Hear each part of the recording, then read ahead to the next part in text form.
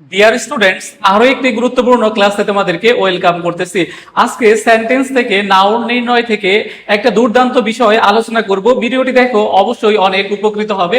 এখানে যে প্রশ্নটি দেওয়া আছে, please wait for a while, here while is. দেখো হোয়াইলটা কি হবে?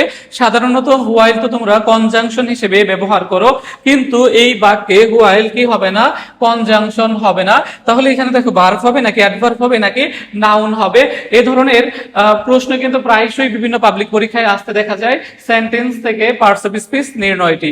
এখন এখানে দেখো please wait for a while, এখানে কি রয়েছে দেখো, এ হচ্ছে আর্টিকেল, তারপর দেখো আর্টিকেলের পরে হচ্ছে হোয়াইল বসেছে। এই ক্ষেত্রে হোয়াইলটা আসলে কি হবে?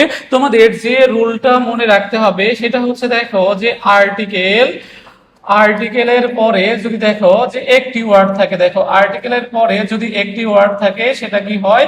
নাউন হয়। দেখো তাহলে এই সূত্রটা তুমি খুব ভালো করে মাথায় রাখবে। দেখো যে আর্টিকেল, দেখো আর্টিকেল তো তোমরা জানো যে এ এন আর হচ্ছে দি হচ্ছে আর্টিকেল। দেখো আর্টিকেলের পরে যে একটি ওয়ার্ড থাকবে সেটা কি হবে? দেখো যে নাউন হবে। তাহলে আর্টিকেলের পরে একটি ওয়ার্ড থাকলে সেটা কি হয়? নাউন হয়। তাহলে please wait for a while, এখানে এই যে হোয়াইলটি রয়েছে এটি হচ্ছে একটি নাউন, কারণ দেখো যে এ হচ্ছে আর্টিকেল, আর্টিকেলের পরে দেখো কয়টি ওয়ার্ড আছে? একটি ওয়ার্ড রয়েছে। তাহলে এই ক্ষেত্রে আমাদের ভার্ব হবে না, অ্যাডভার্ব হবে না, আমাদের উত্তর হবে ডিডাক্ট নাউন। তাহলে যে সূত্রটা আমরা আজকের ভিডিওতে শিখলাম সেটা হচ্ছে আর্টিকেলের পরে একটি ওয়ার্ড থাকলে সেটা কি হয়?